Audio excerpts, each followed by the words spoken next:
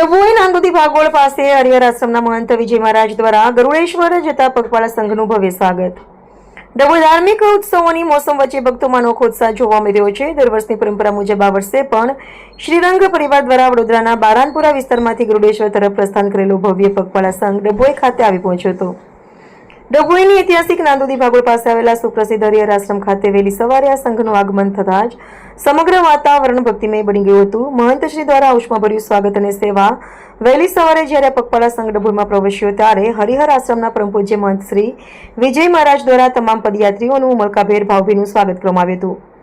પદયાત્રીઓનો થાક ઉતારવા અને તેમની ભક્તિભાવનાને બિરદાવવા માટે આશ્રમ પ્રશાસન દ્વારા સુંદર વ્યવસ્થા કરવામાં આવી હતી.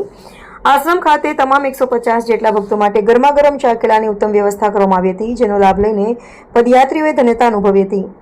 શ્રદ્ધાની અતૂટ પરંપરા. વડોદરાના બારાનપુરાથી ગરુડેશ્વર સુધીની આ પદયાત્રા વર્ષો જૂની પરંપરા છે. દર વર્ષે આ સંઘમાં આશરે 150 જેટલા શ્રદ્ધાળુઓ જોડાય છે, જેઓ કાયા કષ્ટ વેઠીને પ્રભુ ભક્તિમાં લીન થઈને પગપાળા યાત્રા પૂર્ણ કરે છે. 4 દિવસની કઠિન યાત્રા બાદ ગરુડેશ્વર પહોંચશે. સંઘ પદયાત્રા અંગે માહિતી આપતા સંઘના અગ્રણીઓએ જણાવ્યું હતું કે વડોદરાથી શરૂ થયેલી આ યાત્રા સતત 4 દિવસ સુધી ચાલશે.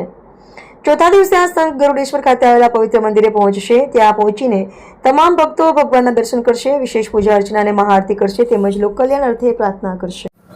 ગુરુદેવ દત્ત વડોદરાથી ગરુડેશ્વર પદયાત્રા દર વર્ષે પૂજ્ય શ્રી વાસુદેવાનંદ સરસ્વતી સ્વામી મહારાજ ગરુડેશ્વર ધામમાં વડોદરાથી લગભગ 100 થી 150 માણસ દર વર્ષે ચાલતા પદયાત્રા જાય છે. એના માટે અમે મુકામ ડભોઈ ગામમાં પહેલે કરીએ છીએ રાત્રે, બીજા દિવસનો મુકામ તિલકવાડા કરીએ છીએ અને ત્રીજા દિવસે અમે ગરુડેશ્વર ધામમાં ભજન કીર્તન રાત્રે કરીને સવારે પાલખી જે નીકળે છે સ્વામી મહારાજની, એનામાં બધા ભક્તો જોડાવે છે. લાખો ભક્તો આવે છે ત્યાં. આ દર વર્ષની પરંપરા છે.